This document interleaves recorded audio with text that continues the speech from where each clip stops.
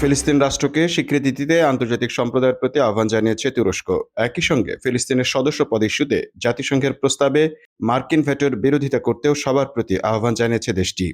এমনকি ফিলিস্তিনকে জাতিসংঘের সদস্য হতে না দেওয়াকে অন্যায্য বলেও মনে করে ইউরোপ ও এশিয়ার সংযোগস্থল এই দেশটি। রোববার এক প্রতিবেদনে এই তথ্য জানিয়েছে বার্তা সংস্থা আনাদোলু। প্রতিবেদনে বলা হয়েছে, ফিলিস্তিনের সদস্যপদ ইস্যুতে জাতিসংঘের প্রস্তাবে মার্কিন ভেটোর বিরোধিতা করতে এবং ফিলিস্তিন রাষ্ট্রকে স্বীকৃতি দেওয়ার জন্য রোববার আন্তর্জাতিক সম্প্রদায়ের প্রতি আহ্বান জানিয়েছে তুরস্কের পররাষ্ট্রমন্ত্রী হাকান ফিদান।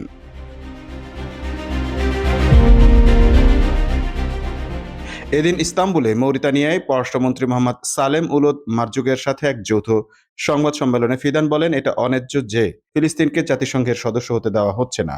আমরা আন্তর্জাতিক সম্প্রদায়কে এই অন্যায়ের বিরোধিতা করার জন্য এবং ফিলিস্তিন রাষ্ট্রকে স্বীকৃতি দেওয়ার আহ্বান জানাই।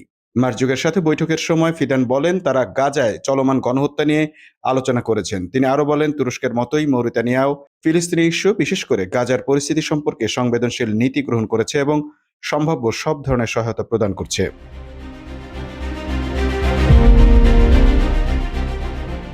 ফিদান আরো বলেন, তুরস্ক এবং মৌরিতানিয়া গাজার বিষয়ে দৃঢ়ভাবে সংহতিতে রয়েছে। তার ভাষায়, সেখানে আমরা জরুরি ভিত্তিতে যুদ্ধবিরতি এবং নিরবিচ্ছিন্নভাবে মানবিক সহায়তা বিতরণের জন্য আমাদের সহযোগিতা অব্যাহত রাখব। তিনি আরো বলেন, 1967 সালের সীমান্তের ভিত্তিতে পূর্ব জেরুজালেমকে একটি স্বাধীন ও সার্বভৌম ফিলিস্তিনি রাষ্ট্রের রাজধানী এবং আঞ্চলিক অখণ্ডতা প্রতিষ্ঠিত না হওয়া পর্যন্ত দুই দেশের প্রচেষ্টা নিরবিচ্ছিন্নভাবে অব্যাহত থাকবে।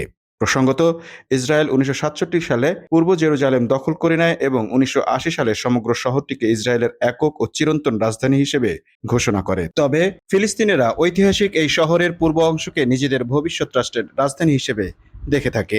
জেরুজালেম নগরীর বিশেষ বা আন্তর্জাতিক কোনো মর্যাদা থাকার বিষয়টি ইসরায়েল ক্রমাগত প্রত্যাখ্যান করে এসেছে, যদিও এই শহরটি খ্রিস্টান, মুসলিম এবং ইহুদিদের কাছেও খুবই পবিত্র।